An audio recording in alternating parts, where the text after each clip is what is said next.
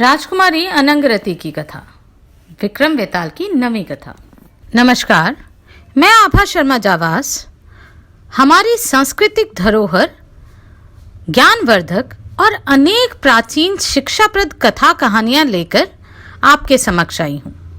यदि आपने मुझे अभी तक सब्सक्राइब नहीं किया है तो नीचे दिए सब्सक्राइब बटन को क्लिक करें।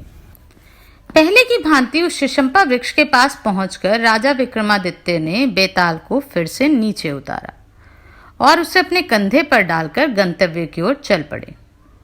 रास्ते में फिर बेताल ने मौन भंग किया। राजन, कहाँ राज्य का सुख भोग और कहाँ रात के इस प्रहर में इस महाशमशान में घूमना? क्या तुम भूत प्रेतों से भरे इस शमशान को नहीं देखते, जो रात में भयानक बना हुआ है और जहां चिता के धुएं की तरह अंधकार बढ़ता जा रहा है? तुमने इस योगी कहने पर ना जाने क्यों इस असाध्य कार्य को स्वीकार कर लिया।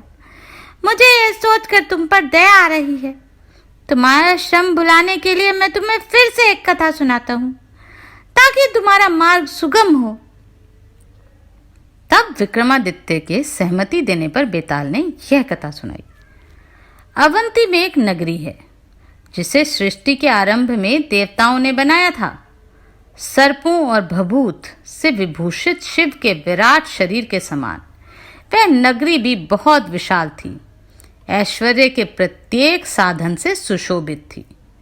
जो नगरी सतयुग में पद्मावती, त्रेता में भोगवती तथा द्वापर में हिरण्यवती कही जाती थी, वही कलयुग में उज्जैनी के नाम से प्रसिद्ध हुई। उस उज्जैनी में वीरदेव नाम के एक राजा थे, जो भूपतियों में श्रेष्ठ थे। उनकी पटरानी का नाम पद्मरती था। पुत्र की कामना से उस राजा ने अपनी पत्नी सहित मंदाकिनी के तट पर जाकर तपस्या के द्वारा भगवान महादेव की आराधना की। बहुत दिनों तक तपस्या करने के बाद जब उन्होंने स्नान और अर्चन की विधियां पूर्ण कर ली तो भगवान शंकर प्रसन्न हुए और आकाश से उनकी वाणी सुनाई दी। राजन, तुम्हारे कुल में पराक्रमी पुत्र उत्पन्न होगा। अतुलनीय रूपवती एक कन्या भी तुम्हारे घर में जन्म लेगी, जो अपनी सुंदरता से अप्सराओं को भी मात करेगी। यह आकाशवाणी सुनकर राजा वीरदेव की कामना पूरी हो गई। वह अपनी पत्नी सहित अपनी नगरी में वापस लौट आए। वहां पहले उसे शूरदेव नाम का एक पुत्र पैदा हुआ और फिर उसकी पद्मरती ने एक कन्या को जन्म दिया। अपने सौंदर्य से कामदेव के मन को भी आकर्षण करने वाली उस कन्या का नाम उसके पिता ने अनंगरती रखा। जब वह कन्या बड़ी हुई तब उसके योग्य पति प्राप्त करने के लिए पिता ने भूमंडल के सभी राजाओं के चित्र मंगवाए।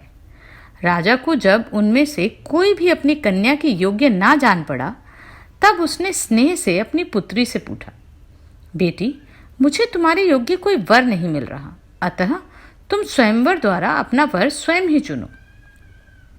पिता की यह बात सुनकर उस राजकुमारी ने कहा, पिताजी, लज्जा के कारण मैं स्वयंवर नहीं करना चाहती, किंतु जो भी सुरूप युवक कोई अनूठी कला जानता हो, आप उसी से मेरा विवाह कर सकते हैं। इससे अधिक मैं और कुछ नहीं चाहती। अपनी कन्या अनंगरती की बात सुनकर राजा उसके लिए वैसे ही वर की खोज करने लगा। इसी बीच लोगों के मुंह से यह वृतांत सुनकर दक्षिण पथ से 4 पुरुष वहां आ पहुंचे, जो वीर थे, कलाओं में निपुण थे और भव्य आकृति वाले थे।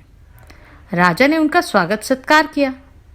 तब उस राजपुत्री की इच्छा रखने वाले वे चारों पुरुष एक के बाद एक राजा से अपने अपने कौशल का वर्णन करने लगे। उनमें से एक ने कहा, मैं शूद्र हूं, मेरा नाम पंचपटिक है। मैं प्रतिदिन 5 जोड़े उत्तम वस्त्र तैयार करता हूं। उनमें से एक जोड़ा वस्त्र मैं देवता को चढ़ाता हूं और एक जोड़ा ब्राह्मण को देता हूं। एक जोड़ा मैं पहनने के लिए रखता हूं। इस राजकन्या का विवाह यदि मुझसे होगा तो एक जोड़ा मैं उसे दूंगा और एक जोड़ा वस्त्र बेचकर मैं अपने खाने पीने का निर्वाह करूंगा। अतः इस अनंगरती का विवाह आप मुझसे ही करें। पहले पुरुष के बाद दूसरा बोला, राजन, मैं भाषाज्ञ नामक वैश्य हूं। मैं सब पशु पक्षियों की बोलियां जानता और समझता हूं। अतः इस राजपुत्री को आप मुझे ही दे दें। अनंतर जब दूसरा ऐसा कह चुका तो तीसरा बोला, राजन, मैं एक पराक्रमी क्षत्रिय हूं। मेरा नाम खड़गदर है। खड़ग विद्या में मेरी बराबरी करने वाला इस धरती पर कोई नहीं है। अतः राजन, आप अपनी कन्या का विवाह मुझसे ही करें। यह सुनकर चौथा बोला, मैं एक ब्राह्मण हूं राजन। मेरा नाम जीवदत्त है। मेरे पास ऐसी विद्या है जिससे मैं मरे हुए प्राणियों में जान डाल देता हूं। अतः ऐसे कार्य में दक्ष मुझको आप अपनी कन्या के लिए पति रूप में स्वीकार करें। दिव्य वेश वाले उन चारों पुरुषों के ऐसा कहने पर राजा सोच में पड़ गया और विचार करने लगा कि वह किसके साथ अपनी कन्या का विवाह करे। इतनी कथा सुनाकर बेताल ने विक्रमादित्य से पूछा, राजन, अब तुम ही बताओ कि राजकुमारी अनंगरती का विवाह उन चारों में से किसके साथ होना चाहिए। जानकर भी यदि तुम इसका सही उत्तर नहीं दोगे तो मेरा श्राप द्वारा तुम्हारे सिर के 100 टुकड़े हो जाएंगे।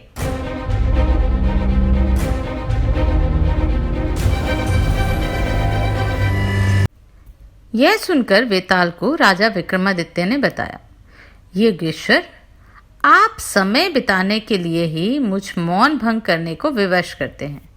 अन्यथा आपका ये प्रश्न कौन बड़ा जटिल है। आप स्वयं ही सोचिए, उस शूद्र जुलाहे को क्षत्रिय कन्या कैसे दी जा सकती है। वैश्य को भी क्षत्रिय कन्या नहीं दी जा सकती। और फिर उसे, जिसे पक्षी और पशुओं की भाषा का ज्ञान है, उसका भी क्या उपयोग। तीसरा जो ब्राह्मण है, अपने स्वयं का काम छोड़कर बाजीगर बन गया, और वह भी उसके पति होने के योग्य नहीं, क्योंकि वह ब्राह्मण अपना काम छोड़कर पतित हो गया। अतः राजपुत्री के योग्य तो वह क्षत्रिय पुरुष ही है। उसी से राजपुत्री का विवाह करना उचित है, जो कुल में समान है, अपनी विद्या जानने वाला एक पराक्रमी भी है। राजा की बात सुनकर बेताल ने कहा, राजन, तुमने बिल्कुल सही उत्तर दिया। राजकुमारी का विवाह उसी से होना चाहिए, क्योंकि समान कुल और पराक्रमी व्यक्ति के साथ ही कन्या का विवाह अनुकूल होता है। पर मेरे प्रश्न का उत्तर देते हुए तुम हम दोनों के बीच हुई शर्त को भूल गए। अतः अब मैं फिर चलता हूं। यह कहकर बेताल राजा के कंधे से उतर गया और पुनः उसी शिशंपा वृक्ष की ओर उड़ चला, जहां विक्रमादित्य से उसे लाए थे। राजा विक्रमादित्य ने भी अपना हौसला नहीं खोया। बेताल के जाते ही वह उसे पुनः लाने के लिए महाशमशान के उसी वृक्ष की ओर चल पड़े।